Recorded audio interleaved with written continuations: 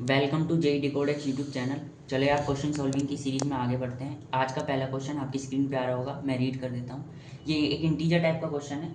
The position vector of two particle. देखो यार, मैंने कुछ कुछ जो डेटा पॉइंट्स है वो पहले ही लिख लिए। हमारे पास दो पार्टिकल है, ए और बी, दोनों 1 kg के पार्टिकल है। दोनों की हमारे पास पोजिशन वैक्टर गिवन है। और यहाँ पर alpha 1, alpha 2, alpha 3, beta 1, beta 2, beta 3, इनकी वैल्यू बाद में अगर देखोगे तो ब्रैकेट्स में दे रखी है, तो उसको मैंने पहले ही पुट कर दिया। जहाँ पर जो टी है वो टाइम है, और एन और पी यहाँ पर क्या है, कॉन्स्टेंट्स। हमें यहाँ पर दो चीज़ें दे रखी है कि अगर time T is equal to 1 होता है तो हमें इन दोनों के वेलोसिटीज़ का जो मैग्नीट्यूड है वो सेम दे रखा है। और दूसरा ये कह रखा है कि इन दोनों की जो वेलोसिटीज़ के वेक्टर हैं वो दोनों एक दूसरे के ऑर्थोगोनल है। ये दो हमें पॉइंट्स दे रखे हैं। और हमसे पूछा है कि टी इज इक्वल टू 1 पर जो एंगुलर मोमेंटम बताना है पार्टिकल ए का with respect to position of particle B. तो यार सबसे पहले अगर हमें पोजीशन वेक्टर दे रखा हो तो उससे वेलोसिटी कैसे निकालते हैं, डिफरेंशिएट करते हैं। तो मैं यहाँ पे वेलोसिटी वी ए निकालता हूँ, तो यहीं पर ही मैं निकाल देता हूँ। तो यहाँ पर जो वी ए होगा वो होगा इसका इसका डिफरेंशिएशन। और हाँ, मैंने यहाँ पर जो वेक्टर है उनको कोऑर्डिनेट के फॉर्म में लिख दिया है, थोड़ा आसान रहता है समझना। तो अगर टी स्क्वायर को डिफरेंशिएट करेंगे तो 2t, 3nt को करेंगे तो 3n, और 2t को करेंगे तो वो 2 आता है। अगर हम वी बी को करें, दैट इज वी बी निकालें, तो वी बी जो होगा दैट इज 2t का हो जाएगा 2, माइनस टी स्क्वायर का माइनस 2t, एंड हमारा जो 4pt है वो हो जाएगा, इसका हो जाएगा 4p।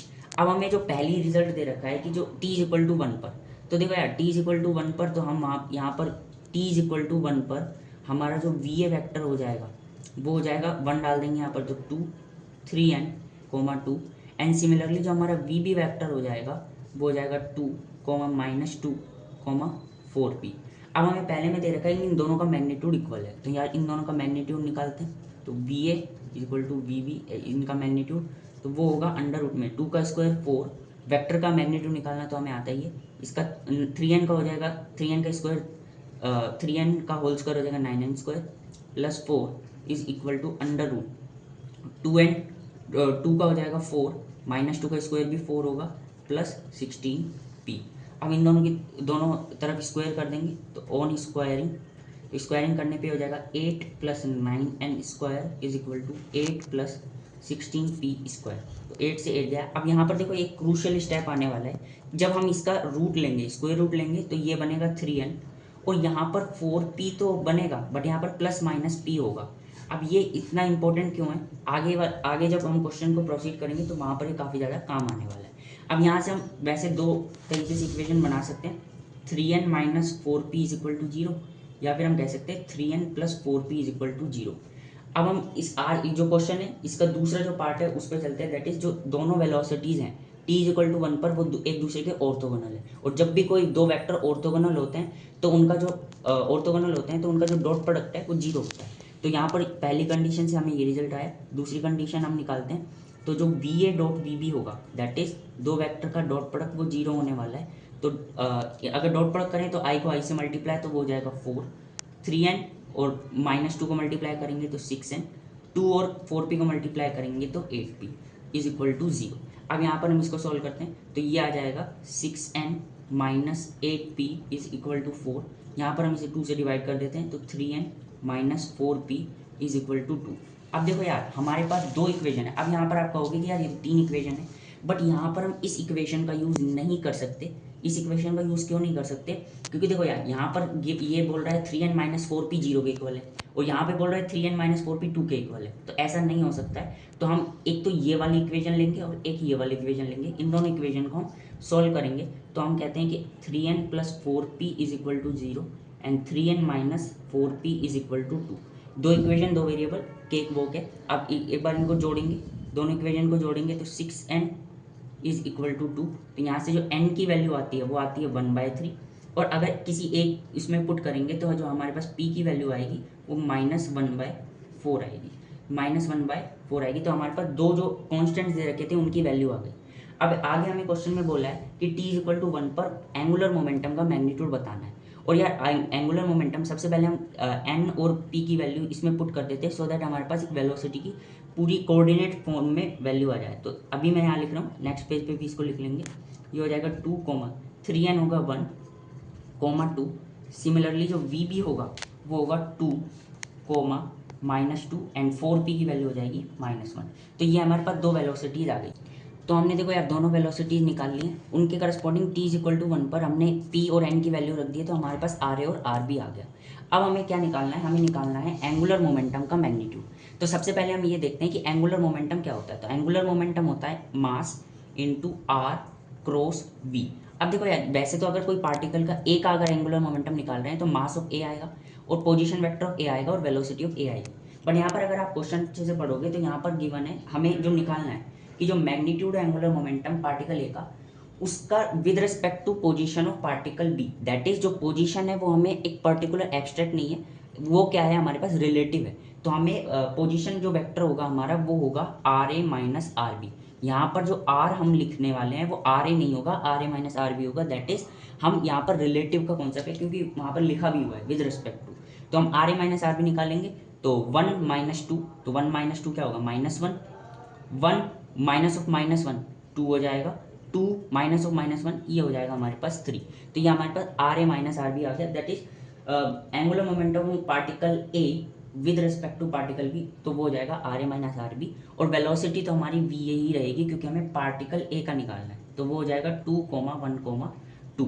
तो हम सबसे पहले आर क्रॉस वी निकाल लेते हैं। तो यहाँ पर हम क्या करेंगे, हम यहाँ पर करेंगे क्रॉस प्रोडक्ट आर ए ये -1 2 3 और ये हो जाएगा 2 1 2।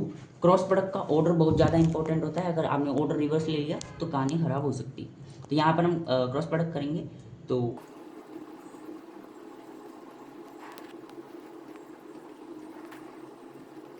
ये हमारा आर क्रॉस वी की वैल्यू आ गई है। बट हमारा जो एंगुलर मोमेंटम होगा दैट इज मास तो 1 kg था स्टार्टिंग में, एंड ये आ जाएगा आई cap -8j cap -5k cap. अब इसका मैग्नीट्यूड निकालना है तो मॉडल इज इक्वल टू 1/2।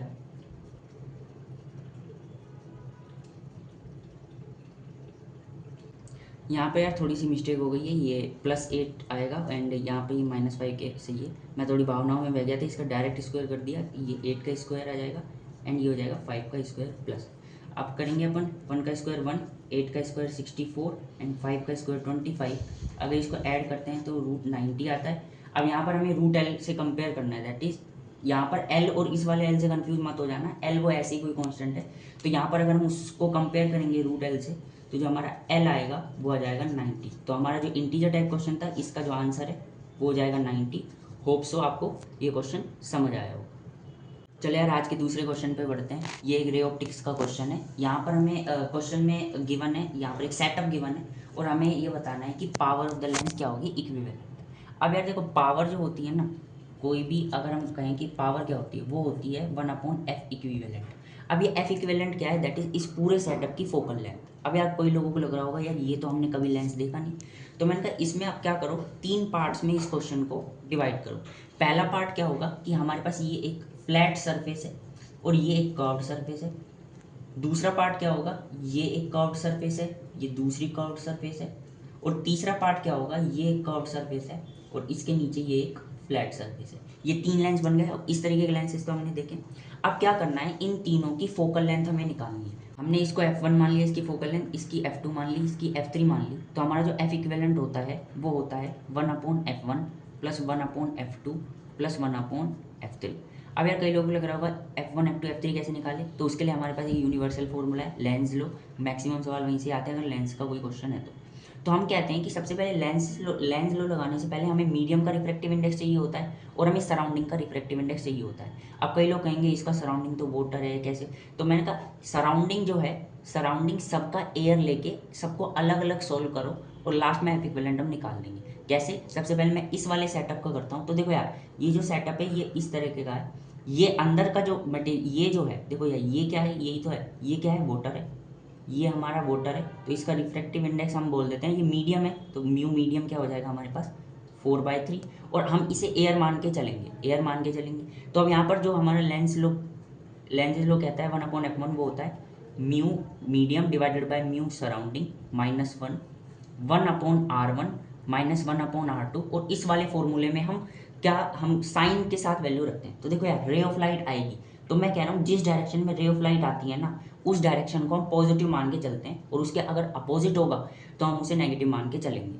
तो हम यहाँ पर वैल्यू को फीड करते हैं 1/f1 is equal to medium की हमारे पास रिफ्रैक्टिव इंडेक्स 4/3, सराउंडिंग को हमने एयर माना है -1 मल्टीप्लाई। अब देखो यार ये वाली तो फ्लैट सरफेस है और फ्लैट सरफेस का हमारा रेडियस ऑफ कर्वेचर क्या होता है, इनफाइनाइट होता है, तो ये हो जाएगा 1/इनफाइनाइट -1/।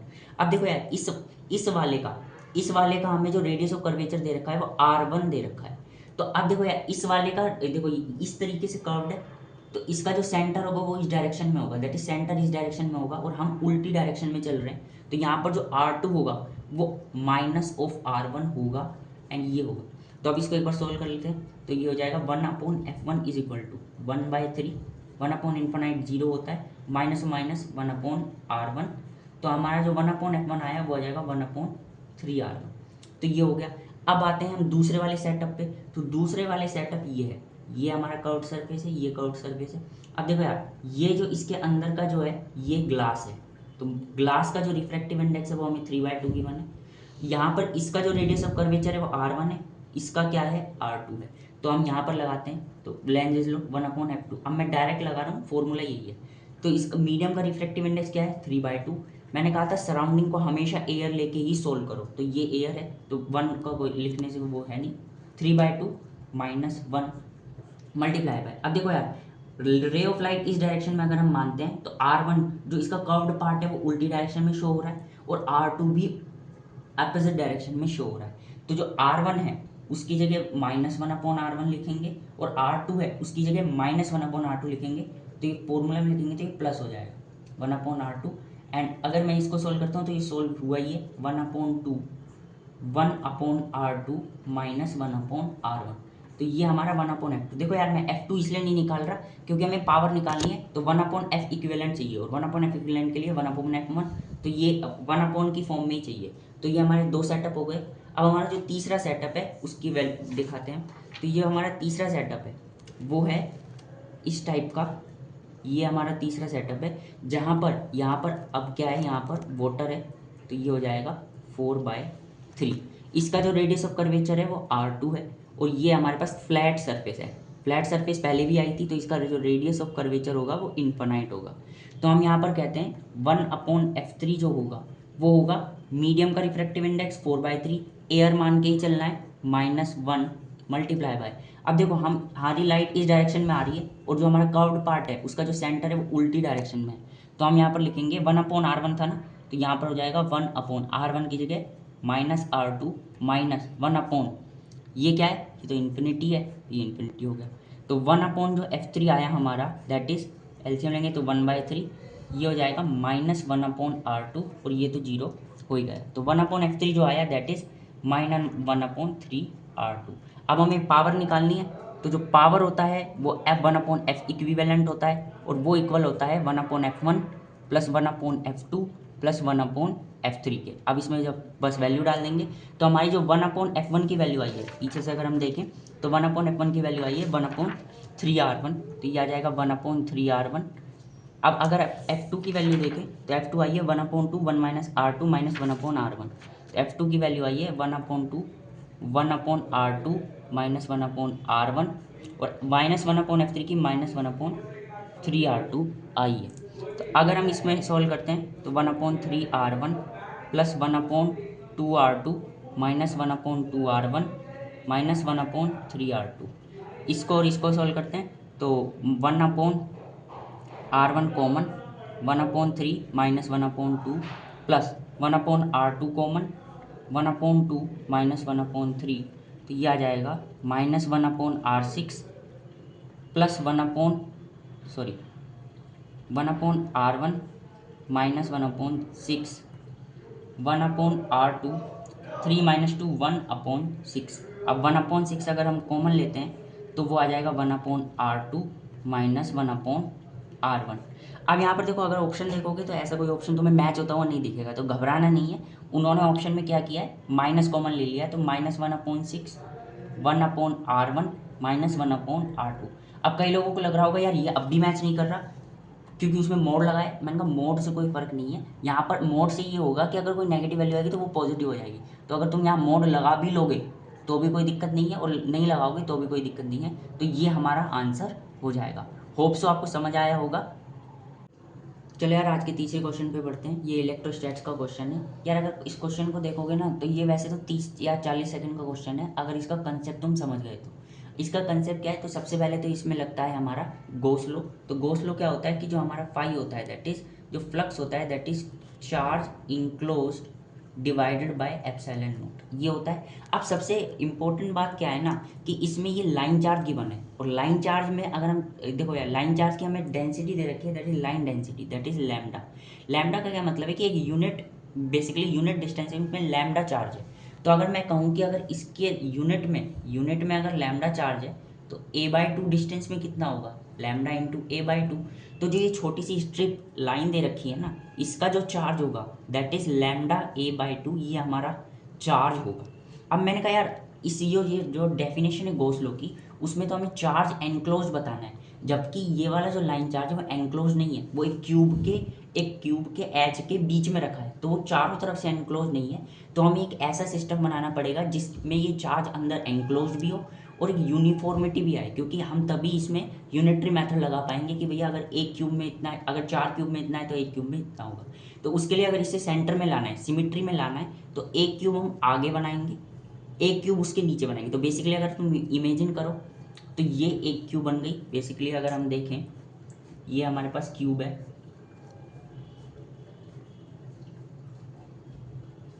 इसके आगे अगर हमने एक क्यूब बनाई है और इसके नीचे एक क्यूब, बेसिकली अगर तुम इमेजिन कर सको तो कर लो कि इसके नीचे एक क्यूब बनाई है और इसके एक और नीचे एक क्यूब बनाई है, तो यहाँ पर ये लाइन चार्ज रखा हुआ है। अब ये जो लाइन चार्ज है वो चारों क्यूब से सिमिट्री हो गई, चारों क्यूब से उसकी सिमिट्री हो गई, मतलब चारों क्यूब से वो बराबर डिस्टेंस पे है। तो मैंने कहा अब ये एंक्लोज हो गया पूरा सिस्टम, तो हमारा जो फ्लक्स होगा दैट इज टोटल चार्ज जो कि है, अभी मैं क्यू लेके चल रहा हूँ, डिवाइडेड बाय एप्सिलॉन नॉट, ये चारों क्यूब में से है। बट हमें क्या करना है, हमें निकालना है total flux through all faces. All faces का मतलब है हमें एक क्यूब में से निकालना है। तो एक वन क्यूब से जो फ्लक्स होगा दैट इज फ्लक्स जो होगा that is Q/4 epsilon not, और जो ये क्यू है वो एनक्लोज्ड है। अब हम यहाँ पर क्या करना है, phi is equal to enclosed हमारा दैट इज इसका चार्ज वो हो जाएगा lambda a/4 epsilon not into 2, जो कि हो जाएगा लैम्डा a/8 एप्सिलॉन नॉट, जो कि हमारा ऑप्शन नंबर डी है। तो मैंने कहा था अगर इसका कंसेप्ट पता हो तो ये क्वेश्चन 40 सेकंड में होने वाला है। तो ये हमारा आंसर आ गया। होप सो आपको समझ आया होगा। फोर्थ क्वेश्चन पे बढ़ते हैं। ये कैलोरीमेट्री का क्वेश्चन है और हमें क्वेश्चन आपकी स्क्रीन पे भी आ रहा होगा, मैं रीड कर देता हूँ। An amount of ice of mass 10⁻³ kg and temperature -10 degree Celsius. तो साथ में साथ पॉइंट नोट करते जाते हैं। हमारे पास एक आइस है, ये हम आइस मान लेते हैं, आइस क्यूब है, ये आइस क्यूब है, और इसका जो हमें मास दे रखा है दैट इज 10⁻³ kg है, और इसका टेम्परेचर हमें गिवन है दैट इज -10 डिग्री सेल्सियस। इसे हमने कुछ हीट प्रोवाइड करके, ये सब प्रोवाइड करके हमने क्या किया, इसे स्टीम में कन्वर्ट कर दिया, जिसका टेम्परेचर मान लेते हैं ये स्टीम है, ये स्टीम है, इसको हमने, इसका मास ऑब्वियसली बात है 10⁻³ kg रहने वाला है, मास नेवर चेंजेस, और इसका जो टेम्परेचर है वो होगा 110 डिग्री सेल्सियस, ये हमें क्वेश्चन में गिवन है। तो हमें ये बताना है कि इस पूरी प्रोसेस में, यहाँ से हम यहाँ तक गए हैं, उस पूरी प्रोसेस में कितना वर्क डन लगा है। अब यहाँ वर्क डन पूछे या मतलब कितना हीट हमने प्रोवाइड की है, एक ही बात है। तो यहाँ पर हमें क्या पता होना चाहिए कि अगर कोई एक पर्टिकुलर फॉर्म से दूसरी फॉर्म में जाता है तो कैसे ट्रांसफर होता है। तो मैं एक बार यहाँ पर बताता हूँ। तो देखो यार, ये आइस -10 डिग्री सेल्सियस पे, तो पहले ये कन्वर्ट होगी आइस 0 डिग्री सेल्सियस पर, पहले ये कन्वर्ट होगी आइस 0 डिग्री सेल्सियस पर। मास हर स्टेप में सेम रहने वाला है, तो ये पहले 0 डिग्री सेल्सियस पर हुई। फिर देखो यार, यहाँ से यहाँ पर इसका स्टेट चेंज नहीं हुआ, इसका सिर्फ टेम्परेचर चेंज हुआ। अब यहाँ पर ये बनेगा हमारे पास वाटर, ये हमारे पास वाटर बनेगा, मास सेम रहने वाला है, और ये जो वाटर बनेगा 0 डिग्री सेल्सियस पर, ये बनेगा वाटर। इसके बाद इसका और हम हीट देंगे तो ये बनेगा वाटर हमारे पास, ये मास सेम रहने वाला है, 100 डिग्री सेल्सियस पर ये वाटर बनेगा, और 100 डिग्री सेल्सियस के बाद इसका फिर स्टेट चेंज होगा और ये बनेगा हमारे पास स्टीम, 100 डिग्री सेल्सियस पर स्टीम, जिसका मास हमारे पास सेम रहने वाला है, और उसके बाद ये हमारा डिज़ायर्ड में कन्वर्ट होगा। तो हमारे पास कितने स्टेप लग रहे हैं, 1, इसे मैं बोल देता हूँ 1, ये 2, ये 3, ये 4, ये 5। देखो यार, मैंने इस पूरी प्रोसेस में स्टेट चेंज, दैट इज़ हमारे पास जो स्टेट चेंज है उस पर इतना एम्फेसिस क्यों दिया, क्योंकि जो हीट फ्लो होता है वो डिफरेंट होता है जब हमारा टेम्परेचर चेंज हो रहा हो तब उसका फॉर्मूला अलग होता है, और जब उसका स्टेट चेंज हो रही है जैसे वाटर से आइस में जा रहा हो, आइस से वाटर में, तब उसका फॉर्मूला अलग होता है। जब हमारे पास आइस से वाटर में जाता है तो हम वहाँ पर यूज़ करते हैं term latent heat of fusion. जब हमारे पास वाटर से वेपर में जा रहा है तो हम वहाँ पर यूज़ करते हैं लेटेंट हीट ऑफ वेपराइजेशन। जब हमारा एक आइस के टेम्परेचर से दूसरे आइस के टेम्परेचर में जाता है तो हम वहाँ पर यूज़ करते हैं स्पेसिफिक हीट ऑफ आइस। जब हम वाटर एक पर्टिकुलर टेम्परेचर पे है और वाटर दूसरे टेम्परेचर पे है तो वहाँ पर हम यूज़ करते हैं स्पेसिफिक हीट ऑफ वाटर। और यहाँ पर देखो, यहाँ पर स्टीम एक टेम्परेचर पे है और दूसरे टेम्परेचर पे भी स्टीम ही है, ये स्टीम ही है, तो यहाँ पर हम यूज़ करते हैं स्पेसिफिक हीट ऑफ स्टीम। तो यहाँ पर सबसे पहले अगर हमारे पास स्टेट चेंज नहीं हो रही है तो फर्स्ट वाले केस में वर्क डन निकालें, वर्क डन बोल लो या हीट ले लो, तो जो हीट होगी उसे मैं Q1 से रिप्रेजेंट कर रहा हूँ क्योंकि यहाँ पर कोई स्टेट चेंज नहीं है, टेम्परेचर चेंज है, तो हम वहाँ पर कहेंगे एस यहाँ पर SI यूज़ करेंगे एंड डेल्टा टी का मतलब है कितना टेम्परेचर चेंज हुआ है। मास हमारा क्या है 10⁻³ स्पेसिफिक हीट ऑफ आइस। देखो यार अपने तरफ से याद करके जाना सही है, बट यहाँ पर क्वेश्चन में अगर गिवन हो ना तो वो वाली यूज़ करना, अपनी वाली रहने देना। यहाँ पर क्वेश्चन में हमें गिवन है 2100 मल्टीप्लाई बाय टेम्परेचर का चेंज। देखो -10 से 0 हो गया तो चेंज कितने का हुआ, 10 का हुआ। तो यहाँ पर अगर हम सोल्व करेंगे सारी SI यूनिट में तो 21 जूल हमारा यहाँ पर हो गया पहली वाले की हीट। अगर हम दूसरे वाले की बात करें तो मैं उसे Q2 से रिप्रेजेंट करता हूँ। यहाँ पर क्या हो रहा है, यहाँ पर स्टेट चेंज हो रही है, यहाँ पर स्टेट चेंज हो रही है, आइस से वाटर में जा रहा है तो इसका जो फॉर्मूला होता है M/2। अगर आइस से वाटर में जाता है तो हम वहाँ पर लेटेंट हीट ऑफ फ्यूजन का यूज़ करते हैं तो वो होगा MLF। मास तो वही सेम रहने वाला है। LF की वैल्यू क्वेश्चन में अगर हम देखें तो लेटेंट हीट ऑफ आइस हमें दे रखा है 3.35 इंटू 10⁵। अगर आप इसे सोल्व करते हैं तो 335 यहाँ पर जूल आता है, ये बनेगा हमारा 10⁻², मल्टीप्लाई करेंगे तो 335 जूल। तीसरे केस की बात करें तो तीसरे केस में Q3 हम बोलते हैं। तीसरे केस में देखो यार कोई स्टेट चेंज नहीं हो रही, टेम्परेचर चेंज हो रहा है, तो यहाँ पर हम कहेंगे M into specific heat of water into delta t. Mass कितना है, वही है 10⁻³ specific heat of water question में हमें गिवन है 1480। और देखो 0 डिग्री से 100 डिग्री कितना टेम्परेचर का चेंज है, दैट इज़ 100 का। तो यहाँ पर अगर हम सोल्व करेंगे तो ये जो टेम्परेचर आता है दैट इज़ 480 जूल, 418 जूल। फिर फोर्थ हम चलते हैं तो फोर्थ में क्या है, देखो यार यहाँ पर स्टेट चेंज हो रही है, स्टेट चेंज हो रही है तो यहाँ पर जो फॉर्मूला होगा Q4 that is M into vapour, water से वेपर में जा रहा है तो यहाँ पर हम latent heat of vaporisation that is 10⁻³ mass हमेशा सेम है। और लेटेंट हीट ऑफ वेपराइजेशन भी बोलते हैं कई लोग, या फिर हमें लेटेंट हीट ऑफ स्टीम, ये बेसिकली स्टीम वाला भी हो सकता है, तो कुछ भी बोल सकते हो। तो ये हमारे पास जो क्वेश्चन में है वो गिवन है दैट इज़ 2.25 इंटू 10⁻6। तो आप इसको सोल्व करोगे तो ये आता है 2250 जूल। सिंपल कैलकुलेशन है, 1000 से मल्टीप्लाई हो गया तो ये हो गया। फिफ्थ एंड लास्ट हमारी स्टेट जो है उसमें हमारे पास यहाँ पर कोई स्टेट चेंज नहीं हो रही, टेम्परेचर चेंज हो रहा है, Q5 बोलेंगे M इंटू, क्योंकि स्टीम में हम डील कर रहे हैं तो specific heat of steam multiply by delta t. Mass जो है that is 10⁻³ multiply by specific heat of steam that is 1920 multiply by temperature का चेंज 100 से कितना होगा 110, तो 10 का चेंज आ गया that is 192 divided by 10 that is 119 that is 192.1 that is ये, दैट इज 10⁻² हो गया ये, और इसको अगर करेंगे तो 0.2 आ जाता है। तो अब ये सारी हमने हीट निकाल ली, अब हमें टोटल वर्क डन पूछा है तो हम इन सारी हीट को ऐड कर देंगे। जैसे ही आप इसे ऐड करोगे तो आपका आंसर आएगा 3043.2 जूल। बट ऑप्शन में ऐसा कोई ऑप्शन नहीं है, बट क्लोजेस्ट अगर देखोगे तो ऑप्शन नंबर ए हमारा करेक्ट आंसर है। होप सो आपको ये समझ आया होगा।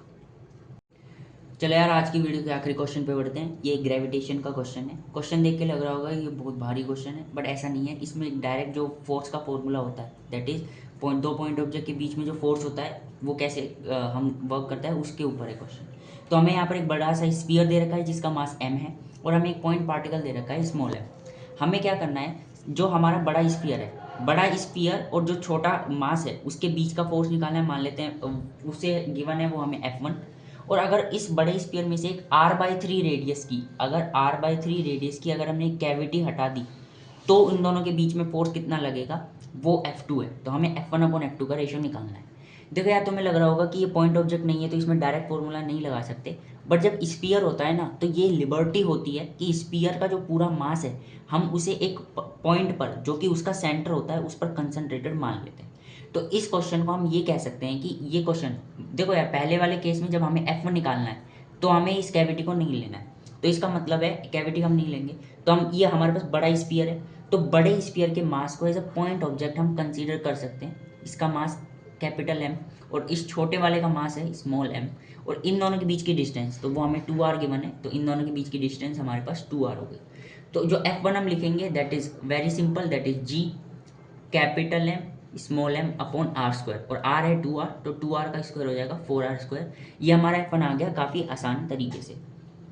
अब बात आती है कि अगर हमारे पास पूरा बड़ा मास है तो उसका हम क्या करते हैं, इसमें से अगर छोटा वाला पार्ट अगर हमने हटा दिया तो जो स्फीयर का मास है ऑब्वियस सी बात है वो चेंज होगा, और क्योंकि यहाँ पर कोई एलिमेंट हमें नहीं लेंगे दैट इज यूनिफॉर्म है, तो यहाँ पर हम यूनिटरी मेथड लगा सकते हैं।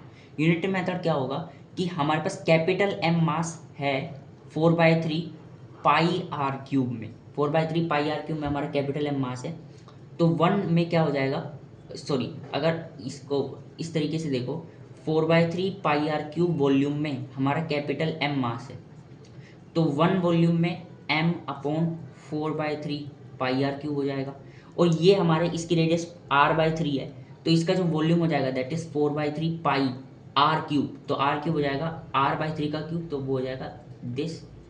तो इसमें क्या होगा, तो हम इसे मल्टीप्लाई कर देंगे that is 4/3 pi R cube as it is multiply by 4 pi R cube divided by 3 into 27, तो 4/3 पाई आर क्यूब से 4/3 पाई आर क्यूब गया, 3 से गया 3, तो हमारा जो मास आया इसका दैट इज 4/27। तो ये गलती से मैंने यहाँ पे 4/27 बोल दिया था, ये M/27 है। तो अब हमें क्या करना है कि इस स्फीयर में से अगर ये कैविटी निकाल दी तो अब फिर फोर्स बताना है, तो मैंने कहा वो फोर्स जो होगा F2 वो होगा कि जब कैविटी नहीं थी तब उसका फोर्स कितना है, that is G capital M small m divided by 4r square, minus अब अगर कैविटी हटा दी है तो क्या होगा, तो हम यहाँ पर कहेंगे कि इस तरीके से देख सकते हैं कि अगर बड़ा स्फीयर है और एक पॉइंट मास है तब हमने फोर्स निकाल लिया। अब हम कहेंगे कि अगर स्मॉल कैविटी है उसमें उसका और पॉइंट मास का हम क्या कर लेते हैं, फोर्स निकाल लेते हैं और माइनस कर देंगे इसको इसमें से, तो हमारा F2 आ जाएगा। अब इसका मास हमने निकाल लिया M/27, अब इनका सेंटर टू सेंटर के बीच की डिस्टेंस, तो उसके लिए हल्की सी मैथ्स लग रही है, दैट इज अगर ये पूरा 2r है तो ये तो हमारे पास सर्कल की रेडियस ही है, ये तो सॉरी स्फीयर की रेडियस है r, तो ये वाला पार्ट भी r हो गया। अब r plus centre to centre निकालनी है तो r प्लस r/3, तो हमारा जो डिस्टेंस होगा that is r plus r/3, वो हो जाएगा 4r/3।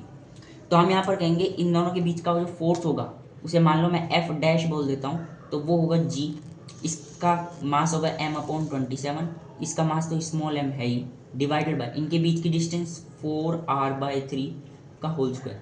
तो यहाँ पर हम कहेंगे कि जो F डैश आया that is G capital M small m upon 27 multiply by 16r square multiply by 9, तो ये आ जाएगा G capital M small m, 9 3 27 48r square, तो ये F डैश आ गया। तो हमारा जो F2 होगा that is G capital M small m divided by 4r square minus G capital M small m divided by 48r square. LCM लेंगे तो हमारे पास जो आया है that is 11/48 G capital M small m upon r square. अब देखो यार हमारे पास F2 आ गया और F1 आ गया, और हमें रेशो वाले प्रॉब्लम में हमें F1/F2, तो पहले ऊपर F1 है नीचे F2 है, कभी कभार उल्टा पूछ लेते हैं तो ऑप्शन वो ऐसा देते भी हैं, ऑल्दो इस वाले क्वेश्चन में नहीं दिया है बट ऐसा काफ़ी बार दे चुके हैं वो। F1 की वैल्यू है that is G capital M small m upon 4r square, और F2 की वैल्यू है 11/48 G capital M small m upon r square. तो इस वाले पार्ट से ये वाला पार्ट गया, इससे ये गया, ऊपर है 48 नीचे 4 इंटू 11, तो ये आ जाएगा 12/11, और ये हमारा आंसर है जो कि ऑप्शन नंबर ए है। होप सो आपको समझ आएगा, ये आज हमारी इस वाले पार्ट का लास्ट क्वेश्चन है, आप होप सो आपको समझ आएगा। Thank you very much.